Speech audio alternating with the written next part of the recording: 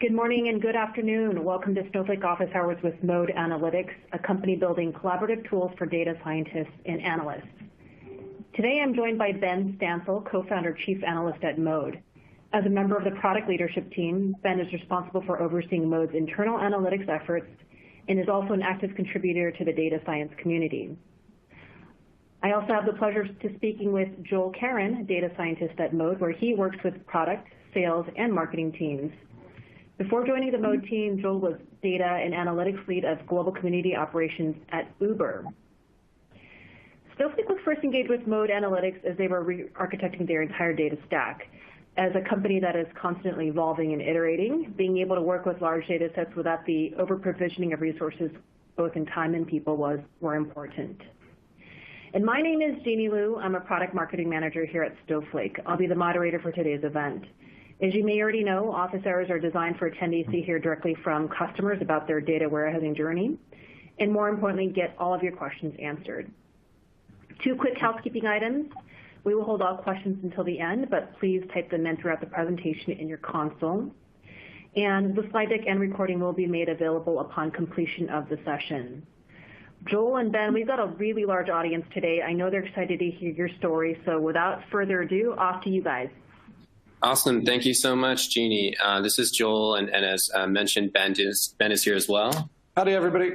We're really excited to be speaking with y'all today. Definitely looking forward to the questions, but first of all, just kind of want to give you a little bit of the background of who we are and what our story is, especially as it relates to this Snowflake migration that we've recently undertaken. So as mentioned, we're an analytics platform. We were designed by analysts for analysts, based in San Francisco. You can see we have over 500 awesome customers, including some of the ones that are listed on this slide here. And we also provide a SQL school that has over 50,000 students, which is an awesome resource for a lot of folks if you're out there and you maybe have folks on your team that are interested in learning SQL. It's great.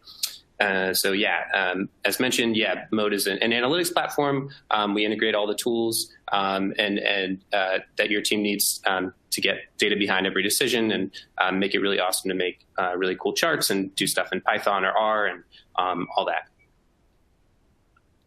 So a little bit about our process here as part of this Snowflake migration. We first had to consider the things that we needed. So overall, we were looking for a database to support internal analytics. And some of the must-haves for us, it must pull for our growing business. We didn't want a solution that was only going to work for some amount of time. And beyond that, we knew we wanted something that would play well with different data types. We wanted it obviously to be performant, and we wanted to be able to use familiar syntax and support common SQL functions. We didn't want to feel like we were restricting, analysts and data science ability to do the types of analysis that they wanted to do. And one point here too for us that was really important, given that Mode is an analytics company with a lot of folks that have background in that space and are comfortable doing a lot of work on their own, this familiarity was really important to us because there's a lot of people around the company that would be using it, that it wasn't just a matter of providing a tool for a couple of folks on the data science team that could be kind of walled off to them. We wanted to make sure we could have a tool that was powerful enough for folks on the data science team to do the things that they needed, but at the same time was accessible to everybody else who is familiar with how databases work and may have just sort of a baseline level knowledge of SQL, but aren't somebody who's necessarily comfortable getting super in the weeds with a lot of different technologies. They just want to be able to use something that's familiar to them. And that's one of the reasons this sort of familiar syntax and supporting common functions was so important to us. Was this wasn't a tool just for us, but a tool for much of the company at large. Cool. And then to answer the question of why Snowflake, some of our reasons were the ease and flexibility of firing up warehouses of appropriate size. This was a really big win for us, as well as the ability to send work to the appropriate queue, so that we could easily manage it such that long-running jobs don't compete with ad hoc queries. And we can do this in a really smart way. Some of the things that we've done are in cases of like really needing an expensive query that runs, right now really fast because I really just need to know this one thing. we're able to send that to, we're able to process it in a way that doesn't impede other queries and reports that are being run around the organization. Similarly, if we have sort of expensive jobs, but that we know can be long running, and we sort of don't need the results right away, we can put those in the appropriate place.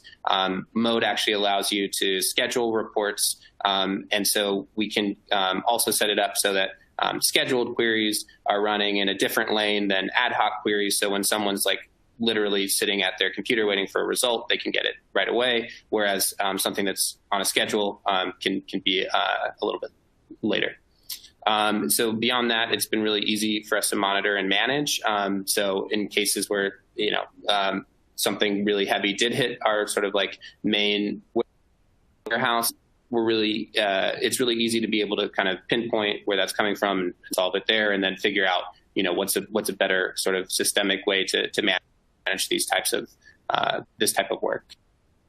As we mentioned, the familiar SQL syntax and functions was a key deciding factor here, and we've been definitely pleased with the way that Snowflake manages all of those things. And then we also found the support team from Snowflake to be really helpful in addressing some of the questions that we had that maybe weren't super obvious to us going in. Yeah, and I think to sort of finish up on that point as well, we had one of the things too that was a big focus for us was we wanted to be a relatively simple system that we could scale to the appropriate level of complexity as we needed it. That our data infrastructure we've managed to this point to keep relatively clean. And so we wanted to be able to have a fast migration, of the ability to make it seamless for a lot of the folks that were using that infrastructure without adding a bunch of complexity. But we knew that as Mode grows and as our needs grow, there were likely places we want to layer on additional complexity or additional ways to pipe data into our warehouse. And Snowflake kind of had a struck a nice balance for us there, where it was relatively straightforward to get set up. And I mentioned the support team and the folks on the Snowflake side were really helpful in that regard. But we knew that what we saw was sort of just scratching the surface, and we could go much deeper with it as we needed to. But we didn't necessarily have to get in the weeds from day one, which made it easy to evaluate and made it easy to start getting value out of it right away without having to invest a ton in it to be able to use it.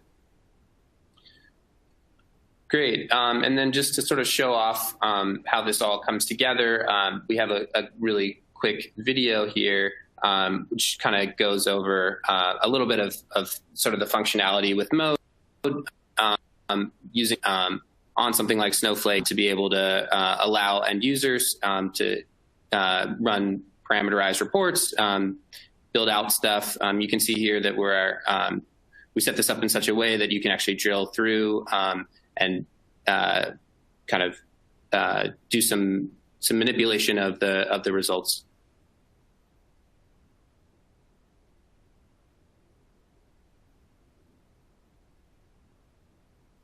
Awesome. Okay, and then with that, we'll go ahead and pass the mic back over to Jeannie, who will be moderating the questions. Great. Thank you, Joel and Ben. Super informative. So we've got a handful of questions coming in. Let's kick it off with this one. So things change rapidly. It's all being pushed by technology as well as people like you who are adopting this technology. So the first question is, what was the business need that compelled the move to Snowflake? I know you mentioned why you chose Snowflake, but was there one or two key business requirements or reasons why you actually even looked at Snowflake? Yeah, so there are a couple of things that really pushed us in that direction. I mean, one was we were growing the data team and had sort of more and more important questions to answer and more data to distribute out to folks around the business. That Mode is, as an analytics company, again, kind of that's always been baked in our DNA. But we wanted something that could scale with us as we were growing, and we were running into some growing pains with our existing infrastructure. That we wanted to make sure that we had a tool that not only would satisfy the needs of the questions we needed to answer and sort of the data distribution that we needed to do today, but also something that we felt comfortable would grow with us as the business grew. So really, a lot of it was setting up the infrastructure for the future. The second part was we were doing kind of a re-architecture of a lot of the ways that we move data around the entire business generally. So rethinking the ways that we sort of operationalize our data to be able to power things like marketing automation and those kinds of pieces. And so it would be flexible to those needs as well, that we were planning on using this as kind of a central hub for not just the analysis that we do, but also for how do we make sure that the data is in the right place, for marketing automation tools, for sales automation tools, for the product and engineering teams when they're asking the questions they need to ask on a more automated basis. Snowflake, the thing we were looking for was basically a central hub for all of that. And Snowflake served a lot of those needs really well, which is one of the reasons why we decided to choose it.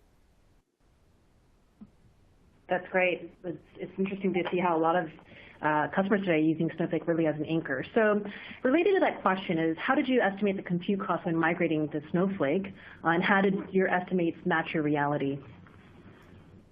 So this was always one of the trickier parts of this evaluation. So basically, we were looking at 3 different cost structures for different providers. So some providers charge basically per query, essentially. They charge like per usage, and they meter how much you use. Some charge like Snowflake, which is a sort of uptime for different warehouses. And then some just charge a flat rate for being able to use a database of a certain size. Obviously, the flat rates were the easiest to figure out. We just like pay a certain amount of money and we know what we get. But they didn't provide some of the flexibility that we wanted, and we wanted the sort of ability to be more dynamic in the size of computes that we used, or separating cost of storage from cost of compute. So that really put us in the camp of choosing between a tool like Snowflake, which charges with this kind of uptime model, versus a tool like Athena or BigQuery, which charge for basically the amount of queries that you run and sort of the compute cost of each individual query.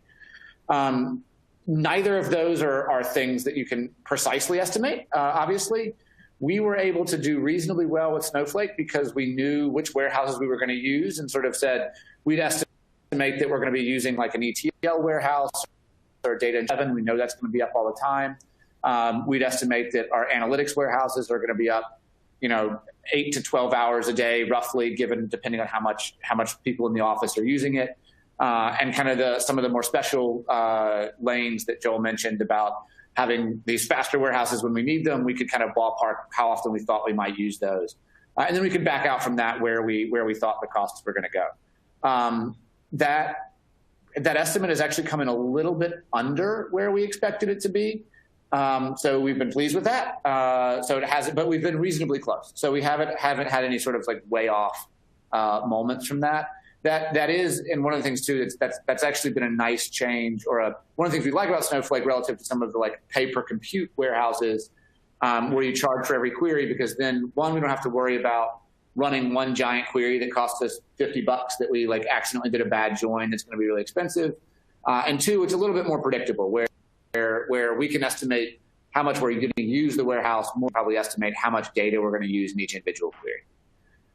We've also put, Joel can probably talk to this a little bit, we've also put some sort of safety protocols on to prevent things from running for a very long time, and given us more of an opt-in to long-running queries rather than something where we could run something for 12 hours and realize we actually kept the warehouse up for much longer than we needed to. Yeah, this is a really nice thing about what we found with Snowflake was, since it's so easy to fire up these warehouses, we were able to actually set a really low query timeout on our sort of main compute warehouse. I believe it's at 5 minutes, which obviously you're going to need to run a query that runs longer than 5 minutes. But because we have an easy way to sort of just allow people to manually funnel those into the sort of bigger a different compute warehouse, I guess I should say, that allows us to keep the majority of ad hoc queries sort of like under that time, and that way they don't sort of get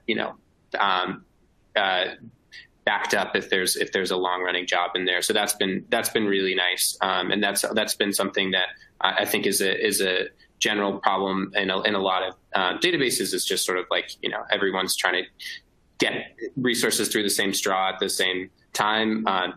Monday mornings or whatever it is can often be like a really tough time because everyone's competing for the same resources. Anyway, I've found that Snowflake handles that situation better than really any other tool I've experienced. Yeah, and to the last point on that, general to the question of costs, we work with a lot of folks as a tool that that integrates with databases. We work with a lot of our customers on some of these decisions, and we've consistently heard concerns about costs from some other providers that we have not heard about Snowflake. Snowflake seems to be able to, most customers that we know of seem to be able to manage costs on Snowflake reasonably well, oftentimes compared to some of these other ones where, again, you can get spiky costs that are a little bit more unpredictable. Great, super helpful. A lot of questions follow up to that. So for everyone on the line, you can choose the size of your warehouse really depending on t-shirt size. So all the way from extra small, I believe now all the way to 4XL. So Joel and Ben, when you guys actually chose the size of your warehouse, did you do it by cost or runtime is the first question. And are you changing the sizes from time to time, or do you let them run? We have a few different warehouses that we can choose from. We don't usually change the sizes of them. To my knowledge, there's no reason not to have, like, you could have 10 warehouses or 50 warehouses. If you're not using them, you don't pay for like that option of having it.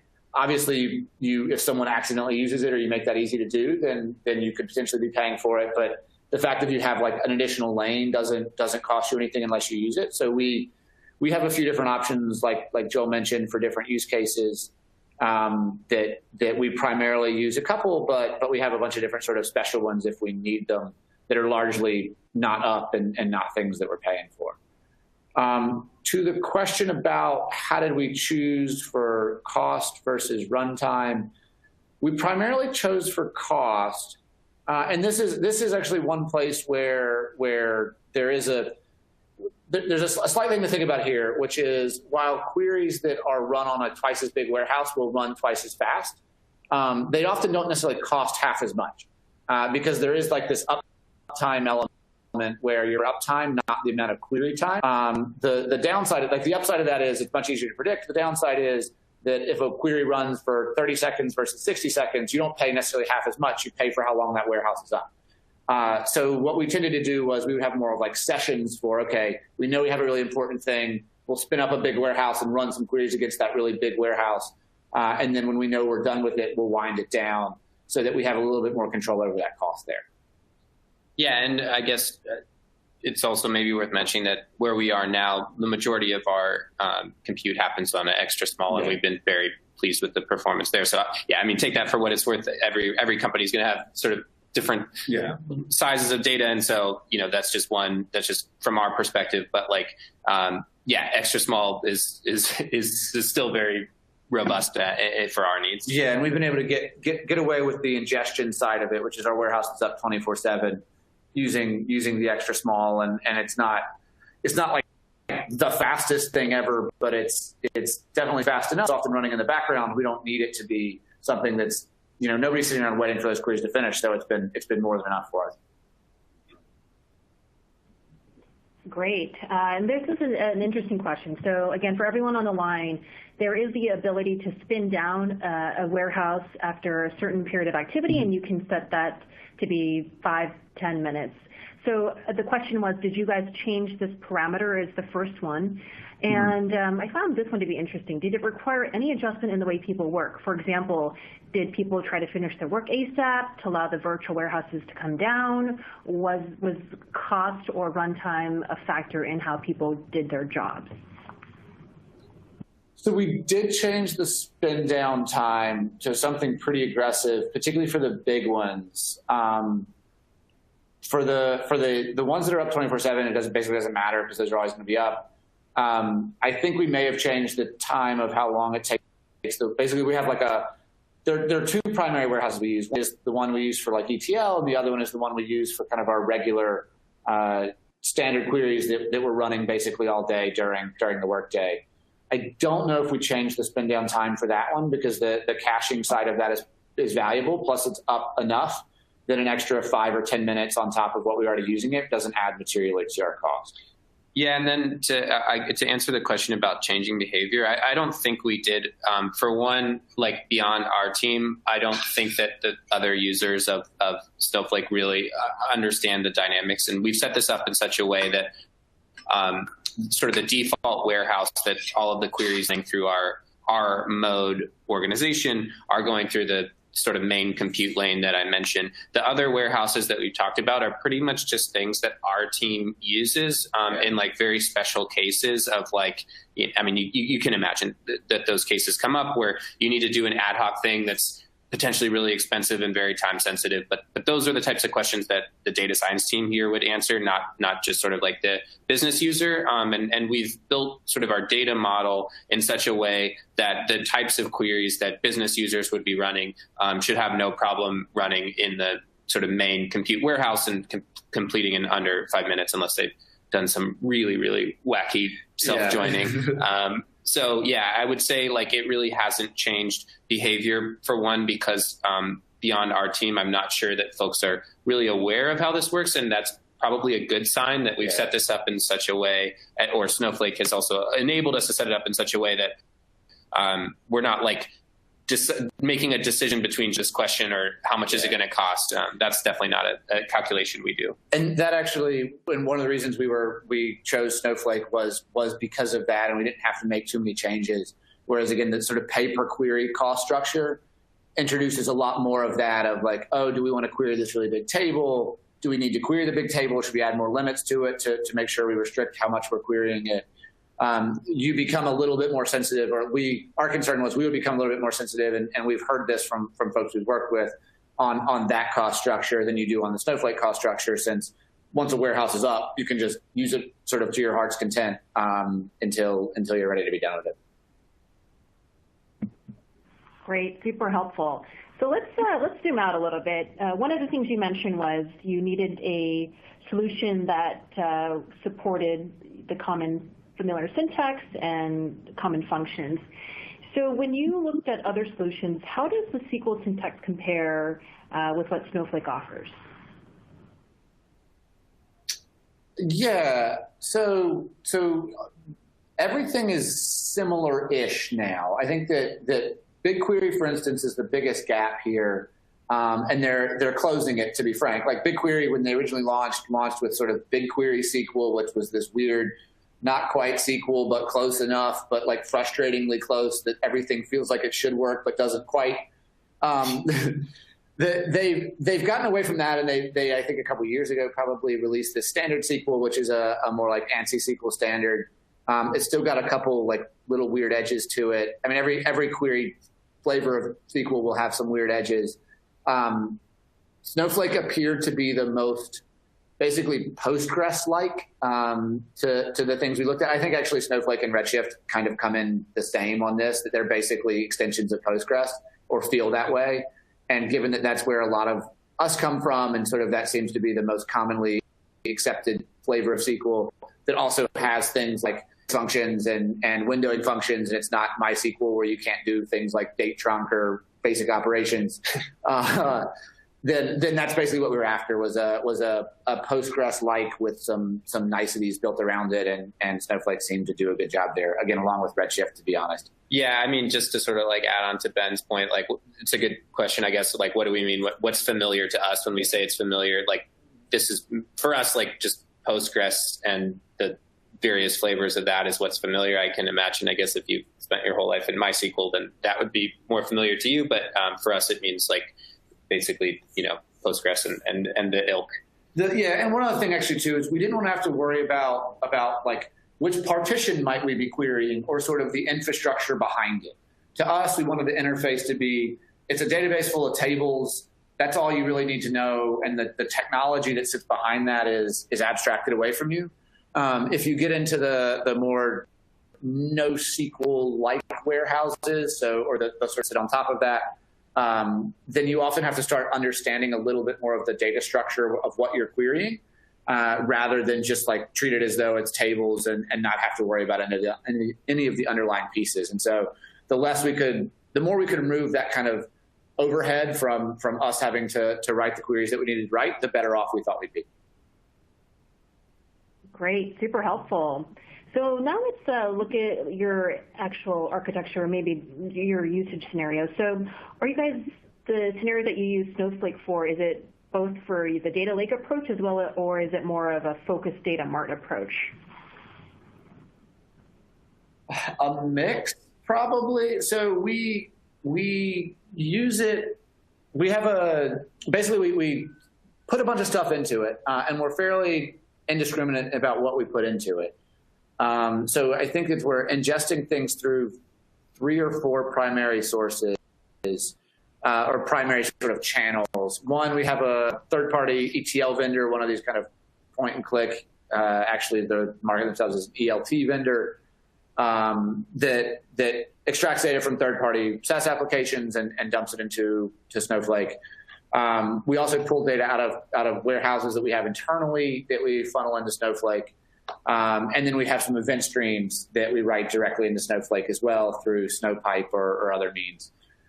So in that case, it's a bit more of a data lake where we're not super careful about what we put in. We are thoughtful about the structure of where it goes, but it's sort of like, if you want to put it in Snowflake, funnel it into Snowflake.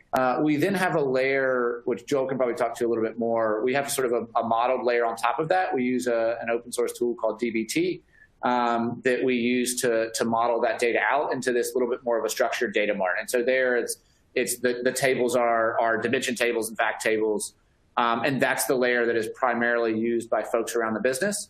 The kind of raw data lake layer is something that's more exclusively used by the data science team, and we use it primarily for things like debugging or understanding exactly the data that's coming in, rather than for a lot of the sort of reporting or analysis that sits on top of that. Yeah, just to add a little color there, our goal is that all of the sort of tables that are used for reporting and analysis are going through this modeled layer. In some cases, they get heavily transformed. In other cases, the modeled table is really just a replica of the raw table to some extent. But we just want to make sure that sort of this model, and that way we're really clear about what is the source of truth for a particular measure and these types of things. And you don't have multiple places where you have something that looks like it could be the column that you want. And that modeled layer is what is visible to our business users here at Mode via Mode in our SQL schema browser. When they go into the SQL editor, the tables and columns that they see are on their sidebar are only those that have gone through this modeling layer. But as Ben mentioned, it's obviously important that we do have a way to access the raw tables as well. And so that's more something that our team, the data science team, would manage. And basically the idea is, as we add new sources of data that are valuable, we'll continue to add those to the production model. And so it's mainly used for kind of debugging and then initially, figuring out what's going on with new data. And one thing too that Snowflake has been nice for on this front is by being a little bit of a hybrid for us of a data lake and the actual modeled warehouse.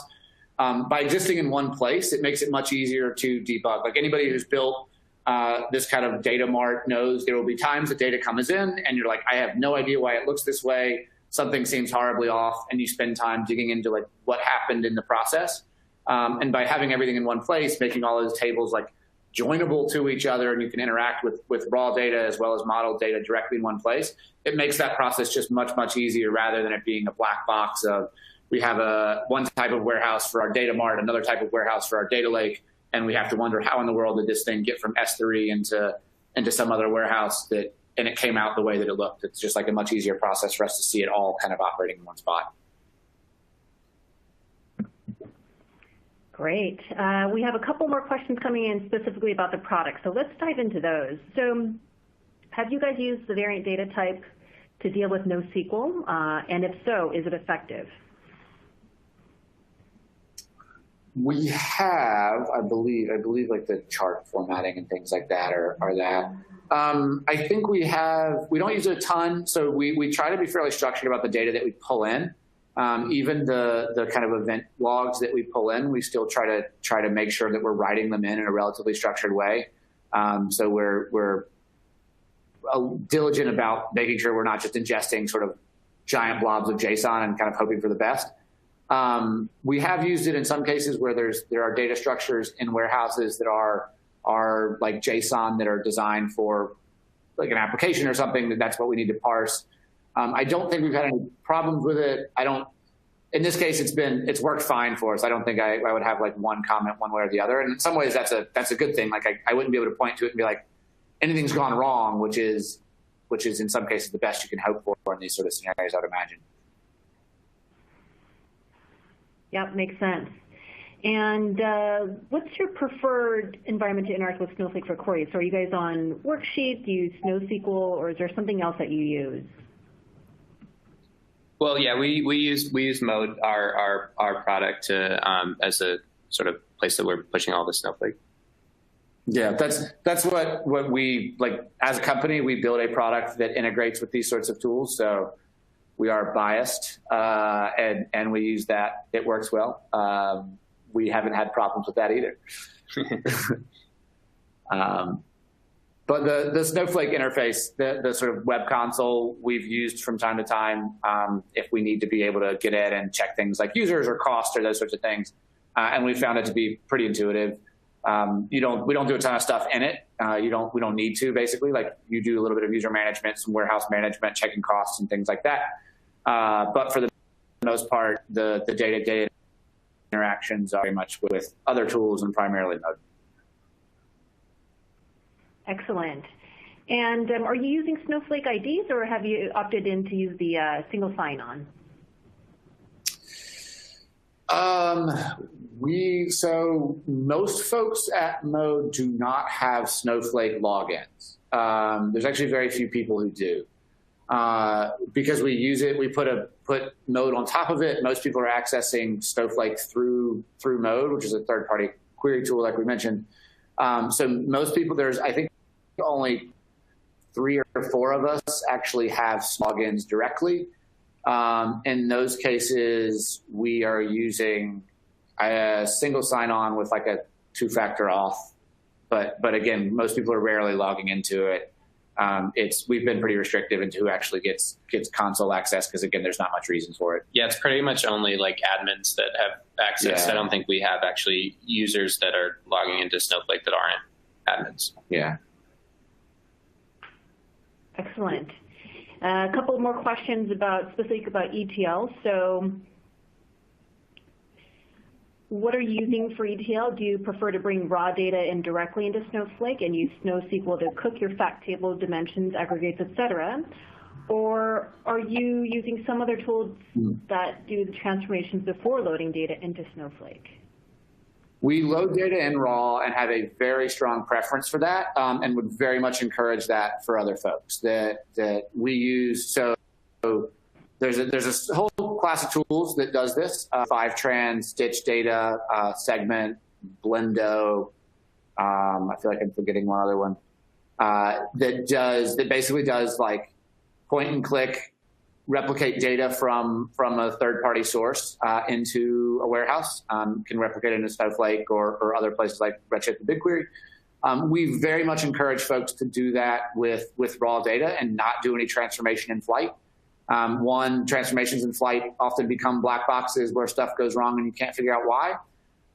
2, the model in that case often happens in something like Python. We would rather the models and the modeling of those fact and dimension tables be done using SQL, because it's a much more accessible language for people around the company. It's also just like an easier thing for folks to understand. And it also makes it, again, like we were describing, where you can interact with the raw data directly as well as the model data all in one place. So it makes these much more discrete steps. There's an ingestion step, then there's a modeling step, the final analysis step that happens on top of the model. By breaking those up into discrete chunks, it's much easier to figure out what's going on and to kind of handle that logic cleanly. This is a place to do that modeling, and we do it again in raw SQL. We use a tool called dbt, which is an open source tool that if you're looking into using Snowflake, I'd recommend checking it out. A lot of people have written good stuff about things as well, and that's what we do. Excellent. So we're going to try to wrap up here. We are going over time, so thank you, everyone, for all your wonderful questions. This question is, what was the biggest challenge you faced in the transition? Yeah, that's a good question. I mean, as someone asked initially, how do you model out the cost, and that was sort of a question we had. As Ben mentioned, we've come in a little bit under our projection, but it's been pretty close, so we feel good about that. But obviously, we didn't know upfront that we were able to do that, so that was a little bit of a concern initially, but I think pretty soon we kind of came around to realize it's not really something that we needed to worry about.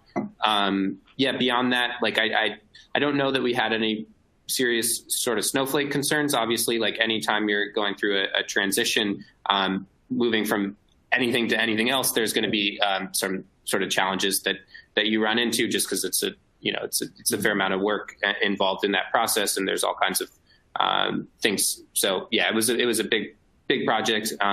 I don't know that there's anything sort of specifically that I wish we had known up front.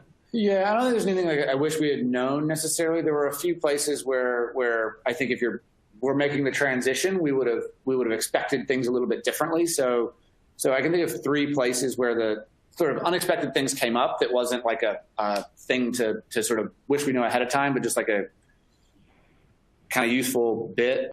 One was going to be some little differences between how Snowflake works and how other databases work. So for instance, Snowflake handles timestamps slightly differently than other tools. It handles them in a perfectly reasonable way. It's just different. And so when we were making the transition from all of our stuff sitting on one database to all of our stuff sitting on another one, we had to be a little bit careful about those small changes, about what syntactical differences are there? What are their differences in how it handles sort of edge cases and comparing timestamps with different kinds of time zones and those sorts of things. So it's just being a little bit mindful of that and recognizing that a straight up copy and paste doesn't quite work. The second thing that we had to do that was just a bit of a project that we're happy we did it, and it was a good thing to have done, and Snowflake makes this pretty straightforward, but it was a little bit of work, was setting up a permission structure. So Snowflake has a pretty robust sort of role and user functionality, but we wanted to build that in a smart way. We wanted to make sure that we kind of automated the way that we thought about which roles had access to which data, who could. So we ended up having to sort of build out some tooling around that to kind of automate our permissioning a little bit, which wasn't something we necessarily thought of going into it. It was sort of, yep, Snowflake can handle the permissions. We'll be able to do a good job with it. That was just a little bit of work that we didn't expect. The last bit, and this is both a thing about Snowflake that is one of the few things we haven't been thrilled with, but also sort of indicative of how we haven't been able to find any real problems. Is one of the things that's been sort of the biggest struggle for us is Snowflake has a strong preference for everything being in all caps. We personally do not, and tiny thing to complain about, but that's basically been our complaint is we want it to not be in all caps. So in some ways, if that's where we're unhappy, we're pretty happy. But there's little things like that are just small differences that have been part of the migration, but nothing that was like a major, okay, we have to do things in a fundamentally different way. It was all relatively seamless from that regard. That's excellent feedback. So timestamps, permission structure, and all caps. So really good for us to know here too. Let's wind it down now. What early results can you share with the audience here today? In what sort of regard? Let's talk about both any technical wins recently and also how it's impacted the business. Sure. Yeah. So I would sort of reiterate the in terms of the technical wins is really benefiting from the ability to fire up, spin up these different warehouses for different cases. It certainly we've had situations since using Snowflake where we've had sort of like a really important project that had a very short time window, and it ended up requiring some very expensive queries. In this case, we actually had to sort of pull some stuff out of our event logs, which is the most expensive way to kind of very much find a needle in a giant haystack for us. In other tools, I mean, we basically would have had to shut down other ad hoc querying and reporting because we would have needed to use those resources specifically on this one project. But with Snowflake, we were able to allow sort of that business as usual lane to run normally and just kind of fire up a separate lane for us to do this type of work. And then beyond that, do this in a way that like neither Ben nor I are data engineers. And, you know, in other tools, kind of setting something like that up, even to allow a query of that magnitude to run, might have required some help from people outside of our team. So it's made us a lot more kind of self-sufficient in that regard. So I'd say that's been the main sort of technical win, which is kind of like key to the what I see as like the value proposition of Snowflake over other tools. Yeah, the other two things I mentioned are, one, the sort of setup that Snowflake encouraged of this sort of clean ETL process, and then this modeling layer through dbt, and then mode skin on top of all of that has streamlined our ability to answer a lot of questions that Snowflake is a part of that story. It's a big part of it. It's not the whole thing, to be frank, but it's a big part of it, which is we now have like a much better and cleaner way for us to be able to get at what we need to answer. So not only are we faster in the questions we're trying to answer and the reports we want to build, but they're also standardized in much better ways. And they're things that we can make sure we're getting consistent and correct answers to folks around the company whenever they need them. The other piece that Snowflake has been a big win for us is just the sort of management overhead has gone away. That we don't have to worry about the warehouse being up or down. We don't have to worry about like is the database full or to memory concerns. We don't typically worry about like if a query takes a long time, do we need to shut it down because stuff is clogging up the whole system. A lot of that kind of ad hoc data engineering work, it's the sort of thing that can derail half a day when a system goes down and you're now splunking around the console to figure out what in the world went wrong and trying to get everything back up and healthy, has gone away for us. And so it's nice it's just like a headache that we no longer have to worry about, which has been a big win. Excellent. All good info to hear. Well, Joel and Ben, we're wrapping it up. I wanted to thank you guys for being on the line and for answering all our questions. And more importantly for the audience, for you guys being engaged and asking all the questions that you had. We have still a lot of questions to go, and we'll make sure somebody from the Snowflake side follows up. Thank you for joining the office hours. We'll see you at the next one, and have a great day, everyone. All right. Thanks, everybody. Thanks, everyone.